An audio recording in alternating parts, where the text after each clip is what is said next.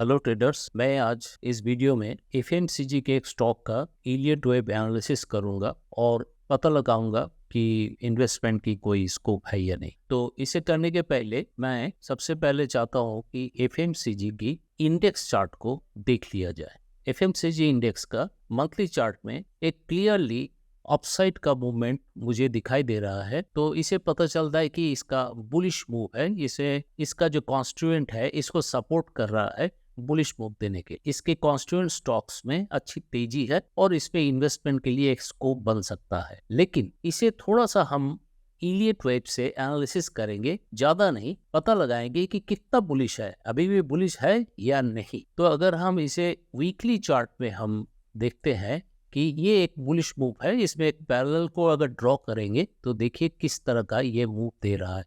Parallel का अपर जो resistance line है उसको तोड़कर ऊपर गया है, फिर इसका अंदर में आ गया। ये एक गुड साइन है अपसाइड जाने के लिए, ये मेरा स्टडी बता रहा है। और दूसरा, अगर हम दूसरा पैरेलल को ड्रॉ करेंगे तो देखिए ये भी बता रहा है कि ये नीचे का ट्रेंड लाइन को टच किया है, अभी वो अपसाइड मूव दे सकता है। तो मुझे इस इंडेक्स का इस मूव का फायदा उठाना है, तो देखना है कि इसके कॉन्स्टिट्यूएंट स्टॉक में किस तरह का मूवमेंट हो सकता है। निफ्टी एफएमसीजी के इस चार्ट में 5 इयर्स में आपको एक रिटर्न में अच्छा मूव दिख रहा है, वो है 81% के करीब करीब इसका रिटर्न है। अगर आप इसके कॉन्स्टिट्यूएंट को देखें तो इसमें देखिए Dabur India one of the stock है जिसे हम अभी इंटरेस्टेड हैं इसके एनालिसिस का। तो डाबर इंडिया का जो प्राइस चार्ट है उसमें 5 इयर्स में देखिए इसमें कुछ रिटर्न कुछ इस तरह का है, करीब करीब 46% का रिटर्न है। अगर आप इनकम स्टेटमेंट में आते हैं तो इनकम स्टेटमेंट में देखिए ये रहा उसका ग्रोथ, 8.33% का ग्रोथ है जो इंडस्ट्री एवरेज से ज्यादा है। शेयर होल्डिंग पैटर्न को देखेंगे तो एक इंटरेस्टिंग चीज पता लगता है, वो है कि प्रोमोटर्स होल्डिंग जो है वो कुछ बदला नहीं है, एक ही तरह का है, 66.23% का है, थोड़ा सा पहले से घटा है। बाकी ये इंटरेस्टिंग है, अच्छा है, कोई खराब नहीं है। दूसरी बात है, अगर आप म्यूचुअल फंड में जाते हैं तो देखिए म्यूचुअल फंड अपना स्टेक बढ़ा लिया है, जून में जितना था उसे सितंबर में ज्यादा कर लिया है। That means they are taking the interest on double. अगर हम अदर डोमेस्टिक इंस्टीट्यूशन में जाते हैं जहाँ पर इंश्योरेंस और अदर कंपनी जो है वहां पर देखिए उसका भी इन्वेस्टमेंट बढ़ रहा है, तो इस तरह से ये भी बढ़ा रहा है। अदर इन्वेस्टर जैसे हमारे जैसे इन्वेस्टर लोग क्या है, अभी तक सोए हुए हैं। जब तक स्टॉक दौड़ के मैदान के आंख पे पहुंच जाएगा तब हम लोग स्टार्ट करेंगे इन्वेस्टमेंट करना, तो इसीलिए हम लोग को लॉस होती है। इसीलिए हमें देखना है कि शेयर होल्डिंग पैटर्न इंपॉर्टेंस देना है, इससे कुछ पता चलता है कि क्या होने वाला है। देखिए इसमें 42 एनालिस्ट में 64% बता रहा है कि इसमें एक बाई करना चाहिए, तो हमें भी इंटरेस्ट लेना चाहिए। क्यों बता रहा, तो इसी को और डिटेल्स में देखना है क्यों ऐसा बताया जा रहा है। अभी हम स्क्रीनर में देखते हैं इसका रेवेन्यू और नेट प्रॉफिट का क्या हाल है। क्वार्टर्स में जाते हैं तो देखिए इसमें जो सेल है वो जून के मुकाबले में सितंबर में कुछ बढ़ा है। मार्च टू जून 23 का जो पहला ये था आपको नेट प्रॉफिट था, उसके मुकाबले में सितंबर 23 में उसका नेट प्रॉफिट बढ़ा है और सेल्स भी बढ़ा है, प्रॉफिट थोड़ा सा घट चुका है। एनालिस्ट बता रहे हैं कि इसमें इन्वेस्टमेंट करना चाहिए, और जो प्रोमोटर्स में जो होल्डिंग है, शेयर होल्डिंग पैटर्न है, उस पे बिग इन्वेस्टर्स इंटरेस्ट दिखा रहे हैं। तो क्यों ना हम पीछे रहे, क्यों हम भी उसमें इंटरेस्ट लेते हैं और देखते हैं कि क्या होने वाला है। डाबर इंडिया का मंथली चार्ट ये बार चार्ट है और इसमें हम देखेंगे, एनालिसिस करेंगे इलियट वेब थ्योरी के मदद से, देखेंगे इसमें कुछ मेरा स्कोप बनता है कि नहीं इन्वेस्टमेंट के लिए। इलियट वेब एनालिसिस में सबसे पहले मुझे वेब को आइडेंटिफाई करना पड़ता है। वो कैसा है, यह है impulsive wave, first wave, second wave, third, fourth wave, इस तरह का वेब यहाँ पता लगाना। ये एक बुलिश मूव है तो यहाँ पे एक हमें पता लगाना है कि वेब कहाँ पर है। अगर हम इसे मार्किंग करते हैं तो कुछ वेब इस तरह से दिखाई देगा।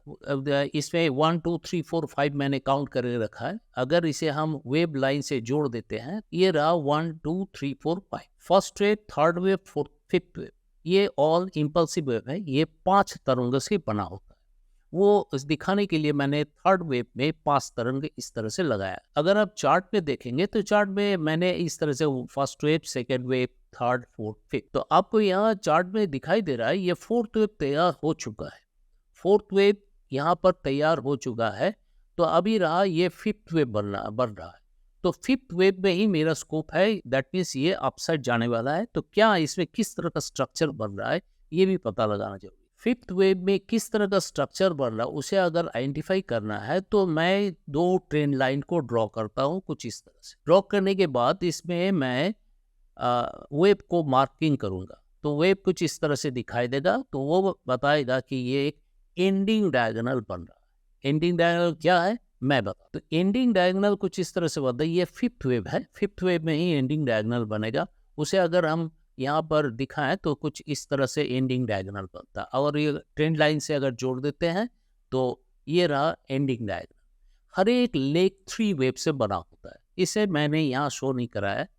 बाकी ए वेव भी 3 वेव से, बी वेव 3 3 3 3, ये 3 वेव से बना होता है। वीकली डायग्राम, वीकली चार्ट में देखिए ए वेव, बी वेव, सी वेव, डी वेव, तब लास्ट जो वेव रहा वो ई वेव बनाएगा। तो इसी वेव को इस ई वेव को मुझे लगता है कि ये ई वेव जो बन रहा है बनेगा वो अपसाइड जाएगा, दैट मीन्स ये बुलिश है। बट क्या बन रहा है, इसका स्ट्रक्चर क्या है, ये जानना बहुत जरूरी। जो मैंने पहले बताया था कि हर एक लेग 3 वेव से बना होता है। अगर हम इसे 3 लेग खोज के निकाले ई वेव का, तो कुछ मेरे हिसाब से इस तरह का लेग बन सकता है, जिसे अगर हम वेव लाइन से जोड़ देंगे तो आपको अच्छी तरह से समझ में आएगा क्या हो रहा है। तो ये कुछ इस तरह का बनेगा, दैट मीन्स ये ए वेव बन चुका है, बी वेव थोड़ा नीचे आ सकता है और सी वेव जा सकता है। तो ये कहाँ तक जाएगा ये बताने के लिए मैं थोड़ा एक ट्रेंड लाइन ड्रॉ किया हूँ कि ये हो सकता है इस जगह सपोर्ट ले, दैट मीन्स अभी थोड़ा बेयरिश है। बेयरिश होने के बाद इस जगह से ये यहाँ पर ये नीचे आ सकता है, होने के बाद फिर ये मूव ले सकता है। ये मेरा धारणा है, ये मेरा कैलकुलेशन बता रहा होगा, ऐसा कोई गारंटी नहीं है, क्योंकि ये एक स्टडी है कि एजुकेशनल पर्पस है। It is not at all an या रिकमेंडेशन और टिप्स, कंप्लीटली एक एजुकेशनल पर्पस का है। इसमें कोई इंटरेस्ट नहीं है मेरा, आप इन्वेस्टमेंट करें या नहीं करें वो आपकी मर्जी है। स्टडी आप ही को करना है, मेरे स्टडी पर मत जाइए। मैं आपको एक सपोर्ट दे रहा हूँ, एक सेकेंड ओपिनियन दे रहा हूँ। आप खुद का एनालिसिस खुद कीजिए, खुद इन्वेस्टमेंट कीजिए। और एक इंटरेस्टिंग चीज है, ये सपोर्ट के तोड़कर फिर ये ऊपर की तरह जा रहा है। अगर डे चार्ट में हम जाते हैं तो देखिए क्या बन रहा है। देखिए यहाँ पर किस तरह से ग्रीन कैंडल्स बन रहा है, यहाँ एक डोजी बना हुआ है, इनडिसीजन हो रहा है। ये ऊपर नीचे थोड़ा हो सकता है क्योंकि डायरेक्ट मूव नहीं देगा। तो आप कैंडलस्टिक चार्ट के इसे डे चार्ट में आप देख सकते हैं, गैप में एक कैंडल बना है, ये एक बुलिश मूव दे रहा है। बाकी बुलिश होगा या नहीं अभी हम बता नहीं सकते हैं। मेरा अनुमान है कि यहाँ से ये एक बुलिश मूव लेगा। कब लेगा, किस तरह से लेगा, नीचे भी आ सकता है, लेके यहाँ पर सपोर्ट लेके फिर मूव कर सकता है, ये हम बता नहीं सकते। क्योंकि ये देखिए अगर और थोड़ा सा माइनर में अगर जाते हैं और डिटेल्स में अगर एनालिसिस करते हैं तो देखिए first wave, second wave, third, fourth, fifth, that means नीचे आ सकता है। ये रहा first wave, second, third, fourth, fifth, तब जगह ऊपर जा सकता है। इसलिए मैंने ये सपोर्ट लाइन ड्रॉ किया है, यहाँ तक आ सकता, आने के बाद हो जा सकता। तब वो क्या बनेगा, ए बी सी, और जो सी वेव बनेगा वो फिर 5 वेव्स के साथ ऊपर जाएगा। कैसे बनेगा वो, first wave, second wave, third wave, fourth wave and fifth. इस तरह से वो बनाएगा अपना स्ट्रक्चर। तो हमें इसी चीज को वॉच करना है और फिर इन्वेस्टमेंट के लिए जाना है। मैंने पहले भी बता चुका हूँ कि फर्स्ट वेव ऑलवेज 5 वेव से बना होता है। तो ये अगर यहाँ आकर यहाँ इस तरह से मूवमेंट दे, वो नीचे आने के बाद अगर इस तरह से मूवमेंट दे, तो आप ख्याल रखिएगा कि यहाँ सेकेंड वेव बनना है, तब जगह थर्ड वेव बनेगा। हमें इस सेकेंड वेव के बारे में सोचना है, यहाँ पर एक इन्वेस्टमेंट का मौका बनता है। इसलिए इस तरह का स्टडी करने के लिए इसे आप बुलिश लिस्ट में रखिए और वॉच कीजिए, अपना स्टडी कीजिए, तब जाके इन्वेस्टमेंट करिए। अगर मेरा एनालिसिस आपको अच्छा लगा तो लाइक कीजिए, शेयर कीजिए और सब्सक्राइब कीजिए। Thank you.